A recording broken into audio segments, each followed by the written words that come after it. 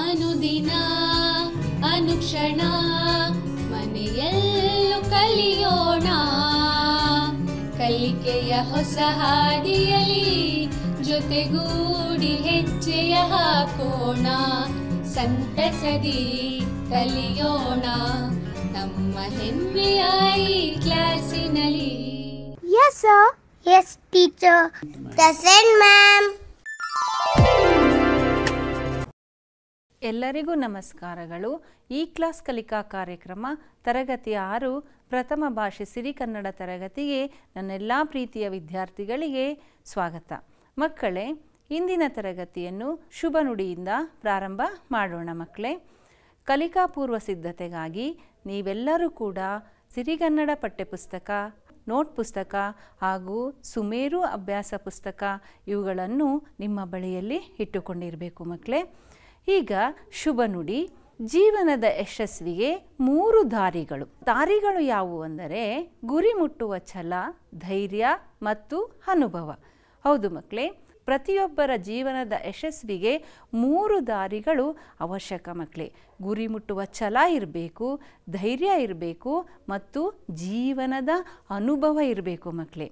ಯಾಕೆ ಅಂತಂದರೆ ಸುಧಾಮನು ಕೂಡ ಹೀಗೆಯೇ ನನಗಿನ್ನೆಂದೂ ವಿದ್ಯೆ ಸಿಗೋದಿಲ್ಲ, ನನಗೆ ಯಾರೂ ವಿದ್ಯೆ ನೀಡೋದಿಲ್ಲ ಅನ್ನುವ ಒಂದು ಆತಂಕದಲ್ಲಿದ್ದ. ಆಗ ಆ ಧೈರ್ಯವನ್ನು ತುಂಬಿದವನು ಶ್ರೀಕೃಷ್ಣ. ಸುಧಾಮ, ಈ ರೀತಿ ಧೈರ್ಯಗೆಡಬೇಡ, ನಿನಗೆ ಗುರಿ ಮುಟ್ಟುವ ಛಲ ಇರಬೇಕು, ಧೈರ್ಯ ಇರಬೇಕು, ಅನುಭವ ಇರಬೇಕು ಎಂದು ಅವನಲ್ಲಿ ಆ 3 ಅಂಶಗಳನ್ನು ಅವನ ಮನಸ್ಸಿಗೆ ನಾಟುವ ಹಾಗೆ ಅವನಿಗೆ ಪ್ರಚೋದನೆಯಾಗಿ ಹೇಳಿದನು. ಅಂದರೆ ಮನಸ್ಸಿಗೆ ನಾಟುವ ಹಾಗೆ ಹೇಳಿದಾಗ ಅವನು ಹೇಳ್ತಾನೆ, ಶ್ರೀಕೃಷ್ಣ, ಸುಧಾಮ, ಜೀವನದ ಯಶಸ್ವಿಗೆ 3 ದಾರಿಗಳು ನಮಗೆ ಅವಶ್ಯಕವಾಗಿ ಬೇಕಾಗ್ತವೆ.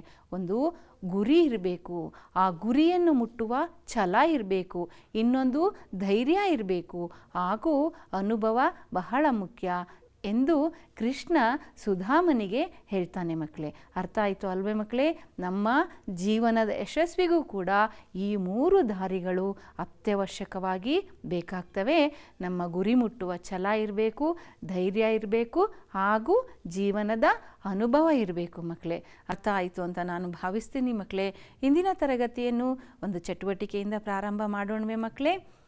ಚಟುವಟಿಕೆ, ಈ ಗಾದೆ ಮಾತುಗಳನ್ನು ಪೂರ್ಣಗೊಳಿಸಿ. ಮಕ್ಕಳೇ, ನಾನಿಲ್ಲಿ ಕೆಲವು ಗಾದೆ ಮಾತುಗಳನ್ನು ಕೊಟ್ಟಿದ್ದೀನಿ. ಆ ಗಾದೆ ಮಾತುಗಳನ್ನು ನೀವು ಪೂರ್ಣಗೊಳಿಸಬೇಕು. ಈಗಾಗಲೇ ನೀವು ಗಾದೆ ಮಾತುಗಳ ಬಗ್ಗೆ ತಿಳ್ಕೊಂಡಿದ್ದೀರಾ ಅಲ್ವೇ ಮಕ್ಕಳೇ? ಕೈ ಕೆಸರಾದರೆ ಕತ್ತೆಗೇನು ಗೊತ್ತು, 3ನೇಯದು ಅಡಿಕೆಯಲ್ಲಿ ಹೋದ ಮಾನ, ವೇದ ಸುಳ್ಳಾದರು. ಈ ರೀತಿಯ ವಾಕ್ಯಗಳನ್ನು ನಾನು ಕೊಟ್ಟಿದ್ದೀನಿ. ಆ ವಾಕ್ಯದ ಮುಂದಿನ ವಾಕ್ಯ ಯಾವುದು ಅಂತ ನೀವು ಗುರುತಿಸಬೇಕು ಮಕ್ಕಳೇ. ಎಲ್ಲರೂ ತಯಾರಿದ್ದೀರಿ ಅಲ್ವೇ ಮಕ್ಕಳೇ? ಈಗ ಮೊದಲನೆಯದು ಯೋಚನೆ ಮಾಡ್ತಿದ್ದೀರಾ ಅಂದ್ಕೊಂಡಿದ್ದೀನಿ. ಕೈ ಕೆಸರಾದರೆ ಹೇಳಿ ಮಕ್ಕಳೇ ನೋಡೋಣ. ಬಾಯಿ ಮೊಸರು, ಸರಿಯಾದ ಉತ್ತರ ನೀಡಿದ್ರಿ ಮಕ್ಕಳೇ. ಕತ್ತೆಗೇನು ಗೊತ್ತು? ಕಸ್ತೂರಿಯ ಪರಿಮಳ. ಕಸ್ತೂರಿಯ ಪರಿಮಳ ಸುವಾಸನೆಯನ್ನು ಬೀರುತ್ತೆ ಅಲ್ವೇ ಮಕ್ಕಳೇ? ಅಡಿಕೆಯಲ್ಲಿ ಹೋದ ಮಾನ, ಆನೆ ಕೊಟ್ಟರೂ ಬಾರದು, ವೇದ ಸುಳ್ಳಾದರೂ ಗಾದೆ ಸುಳ್ಳಾಗದು ಅಲ್ವೇ ಮಕ್ಕಳೇ? ಗಾದೆ ಮಾತುಗಳು ಇದ್ದಾವಲ್ಲ ಮಕ್ಕಳೇ, ಗಾದೆ ಮಾತುಗಳು ಹೊಸ ಸುಭಾಷಿತಗಳ ಓರೆಗಲ್ಲುಗಳು ಹಾಗೂ ವಿವೇಕದ ಅಡಿಗಲ್ಲು ಎಂದು ದ ರಾ ಬೇಂದ್ರೆಯವರು ಹೇಳಿದ್ದಾರೆ ಮಕ್ಕಳೇ. ಏನಂತ ಹೇಳಿದ್ದಾರೆ ಇನ್ನೊಂದ್ಸರಿ ನೆನಪು ಮಾಡ್ಕೊಳ್ಳಿ. ಗಾದೆ ಮಾತುಗಳು ಹೊಸ ಸುಭಾಷಿತಗಳ ಓರೆಗಲ್ಲುಗಳು ಹಾಗೆ ವಿವೇಕದ ಅಡಿಗಲ್ಲುಗಳು ಆಗಿದ್ದಾವೆ ಮಕ್ಕಳೇ. ಈ ರೀತಿಯ ಗಾದೆ ಮಾತುಗಳಿಂದ ಸಮಾಜದಲ್ಲಿ ಪ್ರತಿಯೊಬ್ಬ ವ್ಯಕ್ತಿಯ ವ್ಯಕ್ತಿತ್ವದ ಪರಿವರ್ತನೆ ಆಗ್ತಕ್ಕಂಥದ್ದನ್ನು ನಾವು ಇಂದಿಗೂ ಕೂಡ ನಾವು ಕಾಣ್ತಾ ಇದ್ದೀವಿ ಮಕ್ಕಳೇ. ಹಾಗೆ ಹೇಳ್ತಾರೆ, ವೇದ ಸುಳ್ಳಾದರೂ ಗಾದೆ ಸುಳ್ಳಾಗದು ಅಂತ ಹೇಳ್ತಾರೆ. ಈ ರೀತಿಯ ಗಾದೆಗಳಿಂದ ನಮ್ಮ ಜೀವನಗಳು ಏನಾಗ್ತವೆ? ಪರಿವರ್ತನೆ ಆಗ್ತಾ ಇರ್ತವೆ ಮಕ್ಕಳೇ. ಈ ರೀತಿಯ ಗಾದೆ ಮಾತುಗಳನ್ನು ನೀವು ಸಂಗ್ರಹಿಸಿ ನಿಮ್ಮ ಸ್ನೇಹಿತರೊಂದಿಗೆ ಹಂಚಿಕೊಳ್ಬೇಕು ಮಕ್ಕಳೇ. ಈಗ ಮುಂದಿನ ಚಟುವಟಿಕೆಯನ್ನು ನೋಡೋಣವೇ ಮಕ್ಕಳೇ? ನುಡಿಗಟ್ಟುಗಳ ಅರ್ಥ. ಈಗಾಗಲೇ ನೀವು ನುಡಿಗಟ್ಟುಗಳನ್ನು ತಿಳ್ಕೊಂಡಿದ್ದೀರಿ ಅಲ್ವೇ ಮಕ್ಕಳೇ? ಈ ನುಡಿಗಟ್ಟುಗಳ ಅರ್ಥವನ್ನು ನಾವೀಗ ತಿಳಿಯೋಣ ಮಕ್ಕಳೇ. ಕೈ ಚಳಕ, ಗಗನ ಕುಸುಮ, ತಲೆಮರೆಸು, ಟೊಂಕ ಕಟ್ಟಿ ನಿಲ್ಲು. ಈ ರೀತಿಯ ನುಡಿಗಟ್ಟುಗಳನ್ನು ನಾನು ನಿಮಗೆ ಕೊಟ್ಟಿದ್ದೀನಿ ಮಕ್ಕಳೇ. ಕೈ ಚಳಕ, ಈ ನುಡಿಗಟ್ಟಿನ ಅರ್ಥ ಏನು ಮಕ್ಕಳೇ? ಚಮತ್ಕಾರ. ಗಗನಕುಸುಮ ಅಂದರೆ ಅಸಾಧ್ಯ. ತಲೆಮರಸು ಮರೆಯಾಗು. ಟೊಂಕ ಕಟ್ಟಿ ನಿಲ್ಲು ಸಿದ್ಧನಾಗು. ಎಲ್ಲರೂ ಕೂಡ ಸರಿಯಾದ ಉತ್ತರವನ್ನು ನೀಡಿದ್ದೀರಿ ಮಕ್ಕಳೇ. ನೀವೆಲ್ಲ ಜಾಣ ಮಕ್ಕಳು ಅಂತ ನಾನು ಭಾವಿಸ್ತಾ ಇದ್ದೀನಿ ಮಕ್ಕಳೇ. ಮುಂದಿನ ಚಟುವಟಿಕೆ ಒಗಟುಗಳು. ಒಗಟುಗಳನ್ನು ನೀವು ಈಗಾಗಲೇ ತಿಳ್ಕೊಂಡಿರ್ತೀರ. ಮತ್ತೊಮ್ಮೆ ನಾವು ತಿಳ್ಕೊಳ್ಳೋಣ ಮಕ್ಕಳೇ. ನಾನು ನಿಮಗೆ ಕೆಲವೊಂದು ಒಗಟುಗಳನ್ನು ಹೇಳ್ತೀನಿ, ಅವುಗಳನ್ನು ಬಿಡಿಸಿ ಉತ್ತರವನ್ನು ನೀಡಬೇಕು ಮಕ್ಕಳೇ. ಇಡಿ ಹಿಡಿದರೆ ಇಡೀ ತುಂಬ, ಬಿಟ್ಟರೆ ಮನೆ ತುಂಬ, ನಾನು ಯಾರು ಹೇಳಿ ನೋಡೋಣ. ಇಡಿಯಲ್ಲಿ ಹಿಡಿದರೆ ಇಡಿ ತುಂಬ ಇರುತ್ತೆ, ಅದನ್ನು ಒಂದು ಕಡೆ ಬಿಟ್ಟರೆ ಮನೆ ತುಂಬ ಆಗುತ್ತೆ. ಏನು ಅದು? ಯೋಚನೆ ಮಾಡಿ. ಸುಳಿವು ಕೊಡ್ಲಾ? ಸುಳಿವಲ್ಲಿ ಆಗಲೇ ನೀವು ನೋಡಿದ್ರಿ, ಇದು ದೀಪ. ಅರ್ಥ ಆಯಿತು ಅಲ್ವಾ ಮಕ್ಕಳೇ? ಈಗ ಎರಡನೆಯ ಒಗಟು. ಸಮುದ್ರದಲ್ಲಿ ಹುಟ್ಟುತ್ತೇನೆ, ಆದರೂ ಎಲ್ಲರ ಮನೆಯಲ್ಲಿ ಇರುತ್ತೇನೆ, ನಾನು ಯಾರು?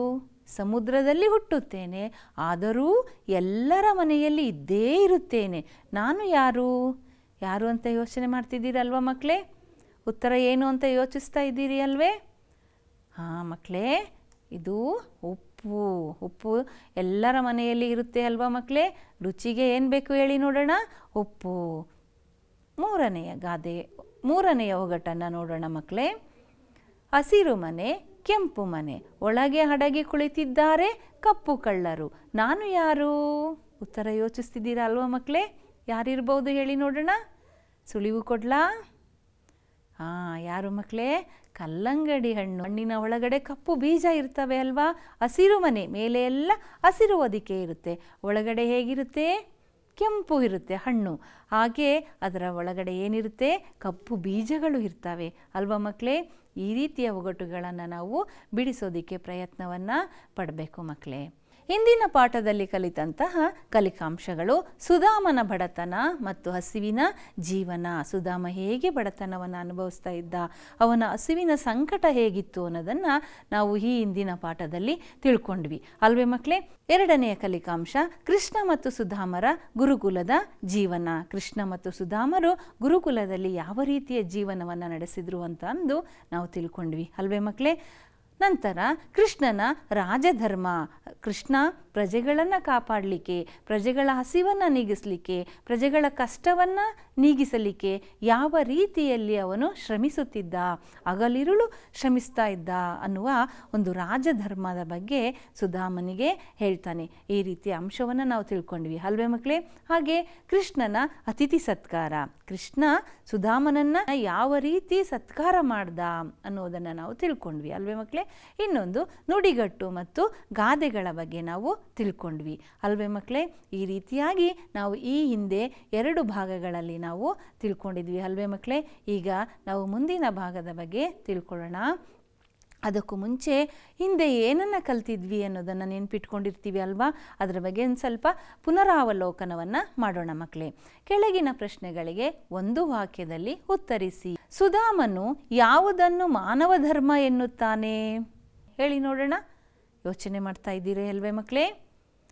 ಜೀವನದಲ್ಲಿ ಬಂದದ್ದನ್ನು ಅನುಭವಿಸುವುದೇ ಮಾನವ ಧರ್ಮ ಎಂದಿದ್ದಾನೆ ಸುಧಾಮ. ನಮ್ಮ ಜೀವನದಲ್ಲಿ ಏನು ಬರುತ್ತೋ ಅದನ್ನೇ ನಾವು ಮಾನವ ಧರ್ಮ. ನಮ್ಮ ಜೀವನದಲ್ಲಿ ಏನು ಬರುತ್ತೋ ಅದನ್ನು ನಾವು ಅನುಭವಿಸಬೇಕು, ಅದನ್ನೇ ನಾವು ಮಾನವ ಧರ್ಮ ಎನ್ನುತ್ತೇವೆ. ಕೆಳಗಿನ ಮಾತುಗಳನ್ನು ಯಾರು ಯಾರಿಗೆ ಯಾವಾಗ ಹೇಳಿದರು ಅಂತ ಇದೆ ಮಕ್ಕಳೇ. ಈ ಮಾತು ಏನು? ನನಗೆ ಗುರುಕುಲದ ನೆನಪಾಗುತ್ತದೆ. ಯಾರು ಹೇಳ್ತಾರೆ ಹೇಳಿ ನೋಡೋಣ. ಯಾವಾಗ ಹೇಳ್ತಾರೆ? ಯಾರಿಗೆ ಹೇಳ್ತಾರೆ? ಮೊದಲನೇದಾಗಿ ಯಾರು ಹೇಳ್ತಾರೆ? ಯೋಚಿಸ್ತಾ ಇದ್ದೀರಾ? ಕೃಷ್ಣ ಹೇಳಿದನು. ಹೌದು ಅಲ್ವೇ ಮಕ್ಕಳೇ? ಯಾರಿಗೆ ಹೇಳಿದ? ಸುಧಾಮನಿಗೆ ಹೇಳಿದನು. ನಂತರ ಯಾವಾಗ ಹೇಳಿದನು? ಬಹಳ ದಿನಗಳ ನಂತರ ಸುಧಾಮನನ್ನು ನೋಡಿದಾಗ ಹೇಳಿದ ಮಾತು. ಅರ್ಥ ಆಯಿತು ಅಲ್ವೇ ಮಕ್ಕಳೇ? ಈಗ ಕೃಷ್ಣ ಸುಧಾಮ ಈ ನಾಟಕದ ಮುಂದಿನ ಭಾಗದ ಬಗ್ಗೆ ತಿಳ್ಕೊಳ್ಳೋಣ ಮಕ್ಕಳೇ. ದೃಶ್ಯ 4 ಸುಧಾಮನ ಸುಂದರವಾದ ಮನೆ, ದೂರದಲ್ಲಿ ಮರಗಳು, ಹೆಂಡತಿ ಮಕ್ಕಳು ಹೊಸ ಬಟ್ಟೆ ಧರಿಸಿ ಮನೆಯಲ್ಲಿ ಸಂತೋಷದಿಂದ ಇರುವ ಸನ್ನಿವೇಶ. ಸುಧಾಮನ ಸುಂದರವಾದ ಮನೆ, ದೂರದಲ್ಲಿ ಮರಗಳು, ಹೆಂಡತಿ ಮಕ್ಕಳು ಹೊಸ ಬಟ್ಟೆ ಧರಿಸಿ ಮನೆಯಲ್ಲಿ ಸಂತೋಷದಿಂದ ಇರುವಂತಹ ಸನ್ನಿವೇಶ. ಚಿತ್ರದಲ್ಲಿ ನೀವು ನೋಡ್ತಾ ಇದ್ದೀರಿ ಅಲ್ವೇ ಮಕ್ಕಳೇ, ಅವರೆಲ್ಲ ಎಷ್ಟು ಸಂತೋಷದಿಂದ ಇದ್ದಾರೆ, ಅವರ ಮನೆ ಹೇಗೆ ಪರಿವರ್ತನೆ ಆಗಿದೆ. ಎಲ್ಲರೂ ಕೂಡ, ಮಕ್ಕಳು ಕೂಡ ಹಸಿವಿನಿಂದ ಕಂಗಾಲಾಗಿದ್ರು, ತಲೆ ಮೇಲೆ ಕೈ ಹೊತ್ತಿದ್ರು. ಹೇಗಪ್ಪ ಈ ಬಡತನದಿಂದ ನಾವು ಮುಕ್ತಿಯನ್ನು ಹೊಂದುತ್ತೇವೆ ಅನ್ನುವ ಒಂದು ಯೋಚನೆಯನ್ನು ಮಾಡ್ತಾ ಇದ್ರು. ಆದರೆ ಈಗ ಅವರು ಹೇಗಿದ್ದಾರೆ ನೋಡ್ತಾ ಇದ್ದೀರಿ ಅಲ್ವೇ ಮಕ್ಕಳೇ, ಬಹಳ ಸಂತೋಷದಿಂದ ಇದ್ದಾರೆ. ಈಗ ಅವರು ನೋಡಿ ಎಷ್ಟು ಸಂತೋಷದಿಂದ ಇದ್ದಾರೆ, ಕುಣಿದು ಕುಪ್ಪಳಿಸ್ತಾ ಇದ್ದಾರೆ. ಅಷ್ಟು ಸಂತೋಷದಿಂದ ಇವರು ಮನೆಯಲ್ಲಿ ನಗ್ನಗ್ತಾ ಇದ್ದಾರೆ. ಇಂತಹ ಒಂದು ಸನ್ನಿವೇಶ ಹೇಗೆ ಬಂತು ಅನ್ನೋದನ್ನು ನಾವು ನೋಡೋಣ. ಸುಧಾಮ ಆಶ್ಚರ್ಯದಿಂದ ಹೆಂಡತಿಗೆ, ನೀವು ಯಾರ ಮನೆಯಲ್ಲಿದ್ದೀರಿ? ಹೆಂಡತಿ ಹೇಳ್ತಾಳೆ, ಇದು ನಮ್ಮ ಮನೆ ಕಣ್ರಿ. ಸುಧಾಮ ಮತ್ತೆ ಕೇಳ್ತಾನೆ ಪ್ರಶ್ನೆಯನ್ನ, ನಮ್ಮ ಗುಡಿಸಲು ಎಲ್ಲಿ? ನೋಡಿ, ಅವರು ಆ ರೀತಿ ಗುಡಿಸಲಲ್ಲಿ ಇದ್ರು, ಆದರೆ ಈಗ ಅದು ಹೇಗಾಗಿದೆ, ಅರಮನೆಯಂತೆ ಆಗಿದೆ ಅಲ್ವಾ. ಹಾಗಾಗಿ ಸುಧಾಮ ಆಶ್ಚರ್ಯದಿಂದ ಕೇಳ್ತಾನೆ, ನೀವು ಯಾರ ಮನೆಯಲ್ಲಿದ್ದೀರಿ? ಇದು ನಮ್ಮ ಮನೆ ಕಣ್ರಿ ಅಂತ ಹೇಳ್ತಾಳೆ. ಆಗ ಸುಧಾಮ, ನಮ್ಮ ಗುಡಿಸಲು ಎಲ್ಲಿ? ನೋಡಿ, ಅವರು ಮೊದಲು ಗುಡಿಸಲಲ್ಲಿ ಇದ್ದರು, ಈ ರೀತಿ ಗುಡಿಸಲಿನ ಜೀವನವನ್ನು ನಡೆಸ್ತಾ ಇದ್ರು. ಯಾಕೆಂದರೆ ಅವರಿಗಿದ್ದಿದ್ದು ಆಗ ಬಡತನ. ಹಾಗಾಗಿ ಅವನು ಹೇಳ್ತಾನೆ, ಈಗ ಬಂದ ತಕ್ಷಣ ಅರಮನೆಯಂಥ ಮನೆಯನ್ನು ನೋಡಿಬಿಟ್ನಲ್ಲ, ಆಗ ಅವನಿಗೆ ಒಂದು ರೀತಿ ಆಶ್ಚರ್ಯ ಆಗ್ಬಿಡ್ತು. ಹಾಗಾಗಿ ನಮ್ಮ ಗುಡಿಸಲು ಎಲ್ಲಿ, ಇದು ಯಾರ ಮನೆ ಅಂತ ಮತ್ತೆ ಮರು ಪ್ರಶ್ನೆಗಳನ್ನು ಕೇಳ್ತಾ ಇದ್ದಾನೆ ಸುಧಾಮ ತನ್ನ ಹೆಂಡತಿಗೆ. ಹೆಂಡತಿ ಹೇಳ್ತಾಳೆ, ಆ ಗುಡಿಸಲಿನ ಜಾಗದಲ್ಲಿಯೇ ಈ ಅರಮನೆಯಂತಹ ಮನೆ ನಿರ್ಮಾಣವಾಗಿದೆ ಎಂದು ಹೇಳ್ತಾಳೆ. ಸುಧಾಮ, ಅರೆ, ನಾನು ಹೋಗಿ ಬರುವುದರೊಳಗೆ ಇದು ಹೇಗೆ ಸಾಧ್ಯವಾಯಿತು, ಹೇಗೆ ಸಾಧ್ಯ ಆಯಿತು ಅಂತ ಕೇಳ್ತಾನೆ. ನಿಮ್ಮ ಮಿತ್ರನ ಕೃಪೆಯಿಂದ ಎಂದು ಹೆಂಡತಿ ಹೇಳ್ತಾಳೆ. ಅರ್ಥ ಆಯ್ತಲ್ವ ಮಕ್ಕಳೇ? ನಿಮ್ಮ ಮಿತ್ರನ ಕೃಪೆಯಿಂದ ಈ ರೀತಿಯಾದ ಸುಂದರವಾದ ಅರಮನೆ ನಿರ್ಮಾಣವಾಗಿದೆ ಎಂದು ಸುಧಾಮನ ಹೆಂಡತಿ ತನ್ನ ಗಂಡನಿಗೆ ನಗುತ್ತಾ ಹೇಳ್ತಾಳೆ. ಸುಧಾಮ ಆಶ್ಚರ್ಯದಿಂದ, ನನ್ನ ಮಿತ್ರ ಶ್ರೀಕೃಷ್ಣನಿಂದ? ಹೌದಾ? ಹೆಂಡತಿ ಹೇಳ್ತಾಳೆ, ಹೌದು ಮಹಾರಾಯ, ಶ್ರೀಕೃಷ್ಣನಿಂದಲೇ ಅಂತ ಹೆಂಡತಿ ಹೇಳ್ತಾಳೆ. ಸುಧಾಮ, ನಾನು ಅವನಿಗೆ ಸಹಾಯ ಮಾಡು ಎಂದು ಕೇಳಿಯೇ ಇಲ್ಲ ಎಂದು ಸುಧಾಮ ಹೇಳ್ತಾನೆ. ನಾನು ಅವನಿಗೆ ಸಹಾಯ ಮಾಡುವಂತ ಕೇಳಲಿಲ್ಲ. ಹೇಗೆ ಈ ರೀತಿಯಾದಂತಹ ಮನೆಯನ್ನು ನನ್ನ ಸ್ನೇಹಿತ ಶ್ರೀಕೃಷ್ಣನಿಂದ ನಿರ್ಮಾಣವಾಯಿತು, ನನ್ನ ಸಹಾಯ ಮಾಡುವಂತನೂ ನಾನು ಕೇಳಿಲ್ಲ, ಯಾವ ರೀತಿ ಆಯಿತು ಎಂದು ಸುಧಾಮ ತನ್ನ ಹೆಂಡತಿಗೆ ಹೇಳ್ತಾನೆ. ಆಗ ಹೆಂಡತಿ, ನಿಜವಾಗಿಯೂ ನೀವು ಕೇಳಲೇ ಇಲ್ವಾ ಅಂತ ಕೇಳ್ತಾಳೆ. ಸುಧಾಮ, ಸತ್ಯವಾಗಿಯೂ ನಾನು ಕೇಳಿಲ್ಲ, ನಿಜವಾಗಿಯೂ ಅಲ್ಲ, ಸತ್ಯವಾಗಿಯೂ ನಾನು ಕೇಳಿಲ್ಲ. ಹಾಗಾದರೆ ಶ್ರೀಕೃಷ್ಣನಿಂದ ಹೇಗೆ ಈ ರೀತಿಯಾದಂತಹ ಸುಂದರ ಅರಮನೆ ಹೇಗಾಯಿತು, ನನ್ನ ಗುಡಿಸಲು ಅರಮನೆಯಂತೆ ಪರಿವರ್ತನೆಯಾಗಿತ್ತಲ್ಲ ಅಂತಂದು ಸುಧಾಮ ಆಶ್ಚರ್ಯದಿಂದ ಕೇಳ್ತಾನೆ. ಮಕ್ಕಳೇ, ನೋಡ್ತಾ ಇದ್ದೀರಿ ಅಲ್ವೇ, ಅವರೆಷ್ಟು ಸಂತೋಷವಾಗಿದ್ದಾರೆ ಅಲ್ವಾ. ಸುಧಾಮ ಪರಮಾಶ್ಚರ್ಯ, ನನ್ನ ಮನದ ಇಂಗಿತವನ್ನು ತಿಳಿದುಕೊಂಡು ಎಲ್ಲ ರೀತಿಯ ಸಹಾಯ ಮಾಡಿದ್ದಾನೆ ಶ್ರೀಕೃಷ್ಣ. ಪರಮಾಶ್ಚರ್ಯ, ನನ್ನ ಮನದ ಇಂಗಿತವನ್ನು ತಿಳಿದುಕೊಂಡು ಎಲ್ಲ ರೀತಿಯ ಸಹಾಯ ಮಾಡಿದ್ದಾನೆ ಶ್ರೀಕೃಷ್ಣ ಎಂದು ಸುಧಾಮ ಹೇಳ್ತಾನೆ. ಯಾಕೆಂದರೆ ಅವನು ಸಹಾಯನೇ ಕೇಳಲಿಲ್ಲ, ಸಹಾಯವನ್ನು ಕೇಳದೆ ತಾನೇ ತಿಳಿದುಕೊಂಡು ಗುಡಿಸಲಿದ್ದಂತಹ ಮನೆಯನ್ನು ಅರಮನೆಯ ರೀತಿ ಪರಿವರ್ತನೆ ಮಾಡಿರ್ತಕ್ಕಂತಹ ಶ್ರೀಕೃಷ್ಣನ ಬಗ್ಗೆ ಸುಧಾಮ ಆಶ್ಚರ್ಯದಿಂದ, ಪರಮಾಶ್ಚರ್ಯದಿಂದ ಹೇಳ್ತಾ ಇದ್ದಾನೆ. ಹೆಂಡತಿ, ನೀವು ತೆಗೆದುಕೊಂಡ ಹೋದ ಅವಲಕ್ಕಿಯನ್ನು ಅವರಿಗೆ ನೀಡಿದ್ದೀರಾ ಎಂದು ಕೇಳ್ತಾಳೆ. ಸುಧಾಮ, ಕೊಟ್ಟೆ, ಬಹಳ ಆನಂದದಿಂದ ತಿಂದು ಹೆಂಡತಿ ರುಕ್ಮಿಣಿಗೂ ತಿನ್ನಿಸಿದ. ಅಂದರೆ ಸುಧಾಮನ ಹೆಂಡತಿ ಹೋಗುವಾಗ ತನ್ನ ಗಂಡನಿಗೆ ಮನೆಯಲ್ಲಿಯೇ ಇದ್ದಂತಹ ಅವಲಕ್ಕಿಯನ್ನು ಕೊಟ್ಟು ಕಳಿಸಿರ್ತಾಳೆ. ಆಗ ಅವಳು ಕೇಳ್ತಾಳೆ, ನೀವು ತೆಗೆದುಕೊಂಡು ಹೋಗಿದ್ರಲ್ಲ, ಆ ಅವಲಕ್ಕಿಯನ್ನು ಅವರಿಗೆ ನೀಡಿದ್ದೀರಾ ಎಂದು ಕೇಳ್ತಾಳೆ. ಆಗ ಸುಧಾಮ ಹೇಳ್ತಾನೆ, ಕೊಟ್ಟೆ, ಬಹಳ ಆನಂದದಿಂದ ತಿಂದು ಹೆಂಡತಿ ರುಕ್ಮಿಣಿಗೂ ತಿನ್ನಿಸಿದ ಎಂದು ಹೇಳ್ತಾಳೆ. ಈಗ ಈ ದೃಶ್ಯದಲ್ಲಿ ನೋಡ್ತಾ ಇದ್ದೀರಿ ಅಲ್ವೇ ಮಕ್ಕಳೇ, ಸುಧಾಮ ತೆಗೆದುಕೊಂಡು ಹೋಗಿರ್ತಕ್ಕಂತಹ ಅವಲಕ್ಕಿಯನ್ನು ಕೃಷ್ಣನಿಗೆ ಕೊಡ್ತಾನೆ. ಕೃಷ್ಣ ಆ ಅವಲಕ್ಕಿಯನ್ನು ಪ್ರೀತಿಯಿಂದ ತಿಂತಾನೆ. ಹಾಗೆಯೇ ತನ್ನ ಹೆಂಡತಿ ರುಕ್ಮಿಣಿಗೂ ಕೂಡ ತಿನ್ನಿಸ್ತಾನೆ. ಈಗಲೂ ಕೂಡ ಅವಲಕ್ಕಿ ಅಂತಂದರೆ ಯಾರು ಕೂಡ ಬೇಡ ಅನ್ನೋದಿಲ್ಲ, ಯಾಕೆಂದರೆ ಅದು ಶ್ರೀಕೃಷ್ಣ ಪರಮಾತ್ಮನ ಪ್ರಸಾದ ಎಂದು ಎಲ್ಲರೂ ಕೂಡ ತಿಂತಾರೆ ಮಕ್ಕಳೇ. ಹೆಂಡತಿ ಅಬ್ಬಾ ಬಡವರ ಮನೆ ಅವಲಕ್ಕಿಯನ್ನು ಸಂತೋಷವಾಗಿ ತಿಂದರಲ್ಲ, ಇದು ಅವರ ನಿಜವಾದ ಸ್ನೇಹ ಹಾಗೂ ದೊಡ್ಡ ಗುಣ, ಮತ್ತು ನೀವು ಯಾಕೆ ಸಹಾಯ ಕೇಳಲಿಲ್ಲ ಅಂತ ಹೆಂಡತಿ ತನ್ನ ಗಂಡನಿಗೆ ಕೇಳ್ತಾಳೆ. ಅಬ್ಬಾ ಬಡವರ ಮನೆ ಅವಲಕ್ಕಿಯನ್ನು ಸಂತೋಷವಾಗಿ ತಿಂದರಲ್ಲ, ಇಷ್ಟೊಂದು ಸಂತೋಷವಾಗಿ ತಿಂದರಲ್ಲ, ಇದು ಅವರ ನಿಜವಾದ ಸ್ನೇಹ ಹಾಗೂ ದೊಡ್ಡ ಗುಣ, ಮತ್ತು ನೀವು ಯಾಕೆ ಸಹಾಯ ಕೇಳಲಿಲ್ಲ?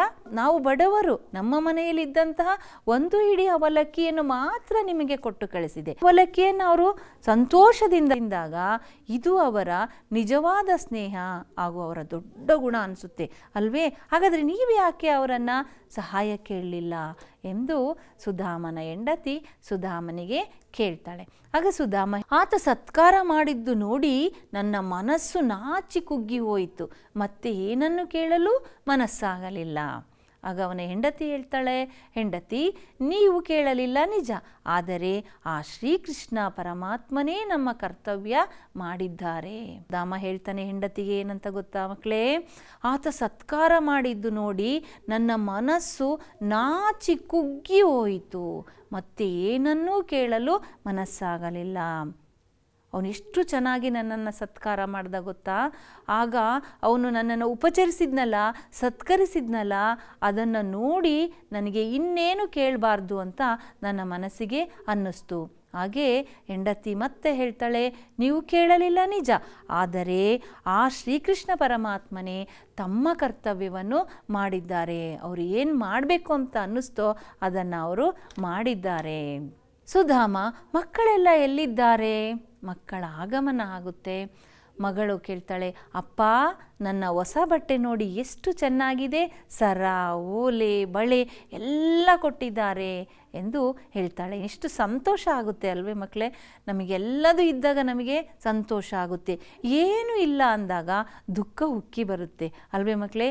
ಆಗ ಸುಧಾಮನ ಮಗ ಹೇಳ್ತಾನೆ, ಅಪ್ಪ ನಿಮಗೂ ರೇಷ್ಮೆ ಬಟ್ಟೆ ಕೊಟ್ಟಿದ್ದಾರೆ ನೋಡಿ ಎಂದು ಹೇಳ್ತಾನೆ.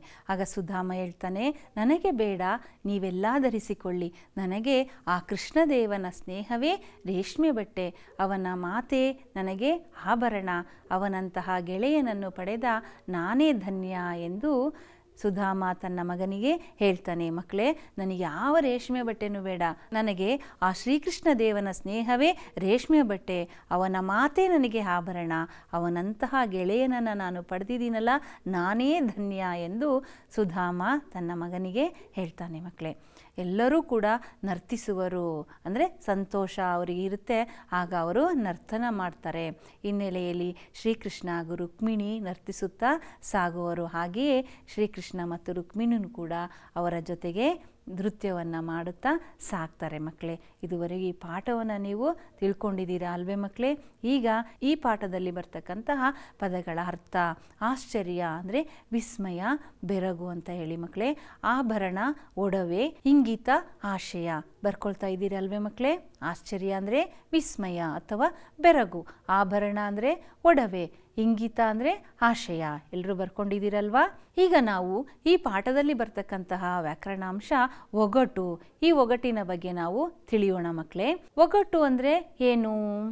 ಒಗಟನ್ನು ಒಂಟು, ಒಡಪು, ಒಡಚು, ಒಡಗತೆ ಇತ್ಯಾದಿಯಾಗಿ ಕನ್ನಡದಲ್ಲಿ ನಾನಾ ರೂಪಗಳಲ್ಲಿ ಹೇಳುತ್ತಾರೆ ಮಕ್ಕಳೇ. ಒಗಟನ್ನು ಒಡಪು, ಒಂಟು, ಒಡಚು, ಒಡಗತೆ ಇತ್ಯಾದಿಯಾಗಿ ಕನ್ನಡದಲ್ಲಿ ವಿವಿಧ ರೂಪಗಳಲ್ಲಿ ಹೇಳ್ತಾರೆ ಮಕ್ಕಳೇ.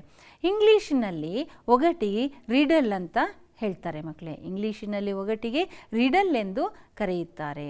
ಮುಖ್ಯವಾಗಿ ಒಗಟು ಎಂದಾಗ ಒಂದು ಸಮಸ್ಯೆ ಎಂದರ್ಥವಾಗುತ್ತದೆ. ಒಗಟುಗಳು ಬುದ್ಧಿಪ್ರಧಾನವಾದವುಗಳಾಗಿದ್ದು ಅರ್ಥಗರ್ಭಿತವಾಗಿರುತ್ತವೆ. ಒಗಟುಗಳು ಬುದ್ಧಿಪ್ರಧಾನವಾಗಿರ್ತವೆ ಹಾಗೂ ಅರ್ಥಗರ್ಭಿತವಾಗಿಯೂ ಕೂಡ ಇರ್ತವೆ ಮಕ್ಕಳೇ. ಉದಾಹರಣೆಗೆ, ಕೂಗಿದರೆ ರಾವಣ, ಹಾರಿದರೆ ಹನುಮಂತ, ಕೂತರೆ ಮುನಿ. ನಾನು ಯಾರು? ಇದು ಏನು ಹೇಳಿ ನೋಡೋಣ? ಕಪ್ಪೆ ಅಲ್ವಾ? ಕೂಗಿದರೆ ರಾವಣ, ಹಾರಿದರೆ ಹನುಮಂತ, ಕೂತರೆ ಮುನಿ, ಇದು ಕಪ್ಪೆ. ಈಗ ಇನ್ನೊಂದು ಒಗಟನ್ನು ನೋಡೋಣ ಮಕ್ಕಳೇ. ಚಿಪ್ಪುಂಟು ಆಮೆಯಲ್ಲ, ಜುಟ್ಟುಂಟು ಪೂಜಾರಿಯಲ್ಲ, 3 ಕಣ್ಣುಂಟು ಹರನಲ್ಲ. ಹಾಗಾದರೆ ನಾನು ಯಾರು? ನನಗೆ ಚಿಪ್ಪು ಇದೆ, ಜುಟ್ಟು ಕೂಡ ಇದೆ, ಹಾಗೆ 3 ಕಣ್ಣುಗಳು ಕೂಡ ಇದ್ದಾವೆ. ಆದರೆ ನಾನು ಹರ ಅಲ್ಲ. ಹರ ಅಂದರೆ ಈಶ್ವರನಲ್ಲ. ಹಾಗಾದರೆ ನಾನು ಯಾರು? ನೆನಪಾಗ್ತಾ ಇದೆ. ಎಲ್ಲರ ಮನೆಯಲ್ಲೂ ಇದನ್ನು ಉಪಯೋಗಿಸ್ತೀವಿ. ಸುಳಿವನ್ನು ಕೊಡಲಾ? ಹಾಂ ಮಕ್ಕಳೇ, ಇದು ತೆಂಗಿನಕಾಯಿ. ಏನು ಹೇಳಿ ನೋಡೋಣ? ತೆಂಗಿನಕಾಯಿ. ತೆಂಗಿನಕಾಯಿ ಸುಲಿದಾಗ ಜುಟ್ಟು ಇರುತ್ತೆ, ಹೌದಲ್ವಾ? ಅದಕ್ಕೆ ಚಿಪ್ಪು ಇರುತ್ತೆ ಅಲ್ವಾ? 3 ಕಣ್ಣುಗಳು ಇರ್ತವೆ. ಹಾಗಾಗಿ ಇದನ್ನು ಮುಕ್ಕಣ್ಣ ಎಂದು ಕೂಡ ಕರೆಯುತ್ತಾರೆ. ಈಗ ವ್ಯಾಕರಣಾಂಶದ ಮುಂದಿನ ಭಾಗ. ಕೆಳಗಿನ ವಾಕ್ಯಗಳಲ್ಲಿಯ ಕರ್ತೃ, ಕರ್ಮ, ಕ್ರಿಯಾಪದಗಳನ್ನು ಗುರುತಿಸಿ ಪಟ್ಟಿ ಮಾಡಿ ಬರೆಯಿರಿ.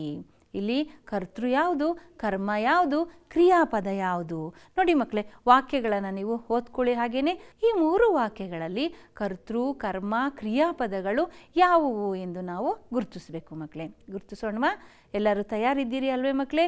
ಇದನ್ನು ನಿಮ್ಮ ನೋಟ್ ಪುಸ್ತಕದಲ್ಲಿ ಬರ್ಕೋಬೇಕು. ಹಾಗೆ ತಿಳ್ಕೊಂಡು ಅರ್ಥನೂ ಕೂಡ ಮಾಡ್ಕೋಬೇಕು ಮಕ್ಕಳೇ.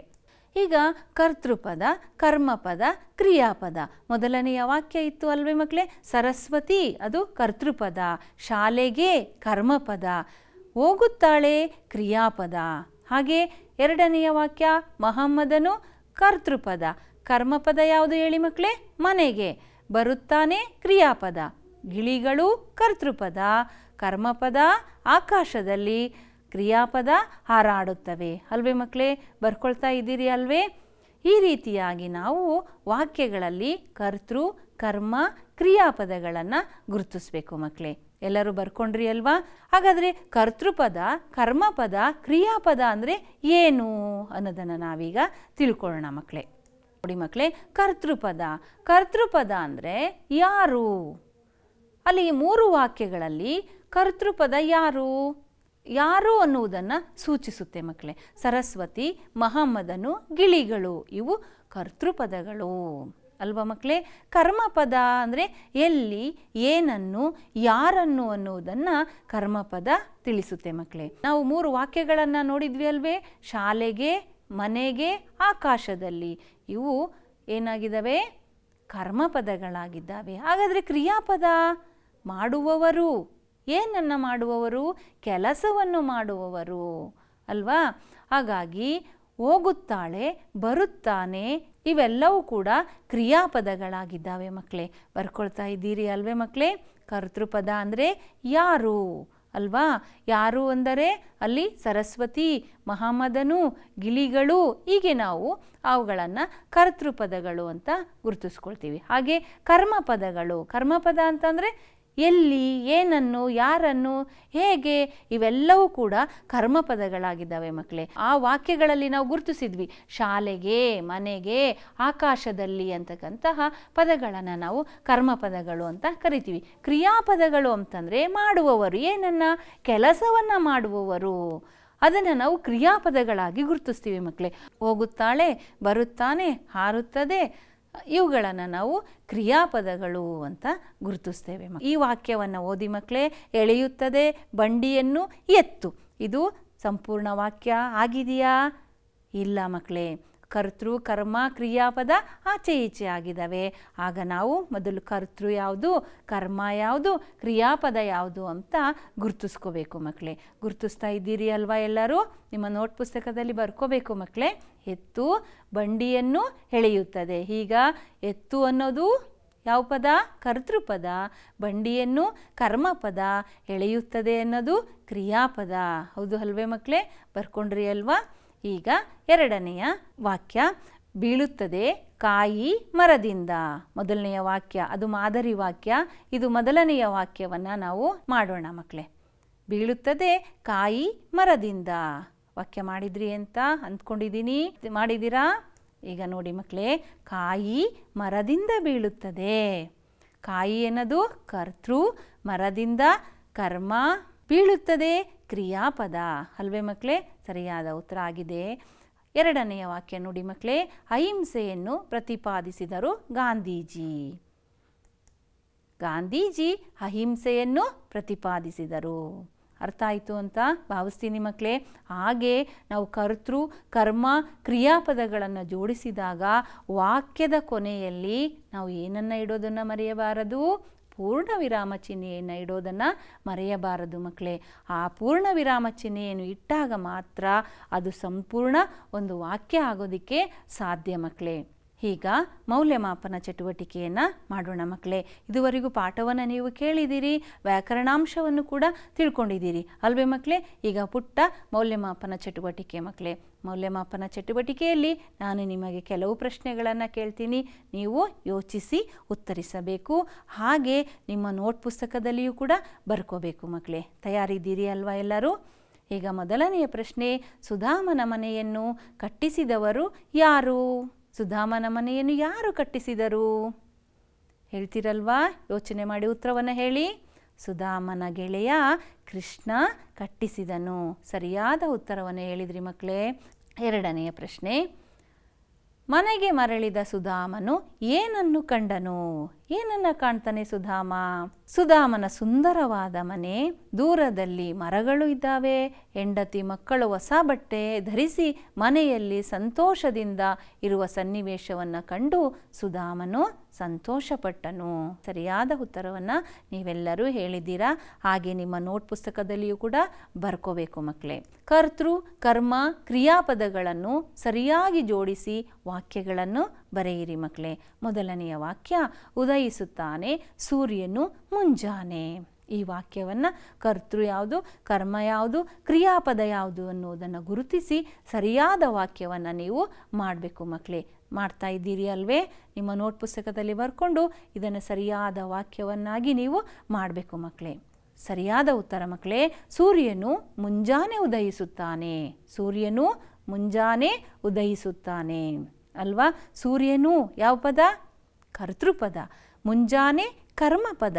ಉದಯಿಸುತ್ತಾನೆ ಕ್ರಿಯಾಪದ ಅಲ್ವೇ ಮಕ್ಕಳೇ?